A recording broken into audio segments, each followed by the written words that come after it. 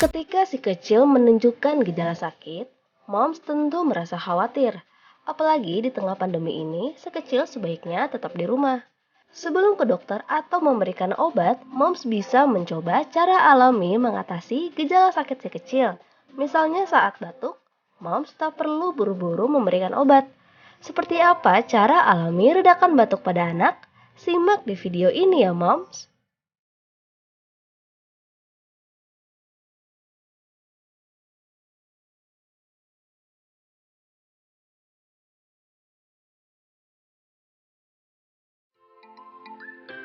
Meredakan batuk tidak perlu selalu dengan obat. Sembarangan memberi obat pada si kecil justru berbahaya loh moms. Maka sebelumnya, moms bisa coba redakan batuk si kecil dengan memberinya cukup cairan. Cairan yang melewati tenggorokan dapat membuat dahak yang kental jadi lebih encer dan bisa dikeluarkan lewat salur nafas. Setelah dahak keluar, nafas si kecil tentu lebih lega dan batuk bisa cepat reda. Cairan apa saja yang bisa moms berikan untuk meredakan batuk si kecil? ASI dan susu formula. Jika usia anak masih di bawah 6 bulan atau masih mengonsumsi ASI, maka sebaiknya berikan ASI lebih banyak. Bukan cuma mengencerkan dahak, ASI juga punya banyak manfaat kesehatan, terutama untuk bayi.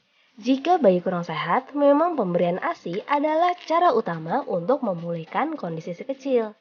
Moms juga bisa memberikan susu formula jika si kecil telah mengonsumsinya. Susu formula juga memiliki banyak kandungan vitamin dan nutrisi yang dibutuhkan tubuh. Air putih. Tak cuma orang dewasa yang butuh cukup cairan, anak-anak pun harus selalu terpenuhi asupannya. Air putih adalah sumber cairan terbaik. Jika kondisi tubuh kurang sehat, banyak minum air putih bisa membantu tubuh cepat pulih. Termasuk saat batuk moms. Cukup minum air putih membantu dahak mudah keluar sehingga tenggorokan si kecil terasa lebih nyaman.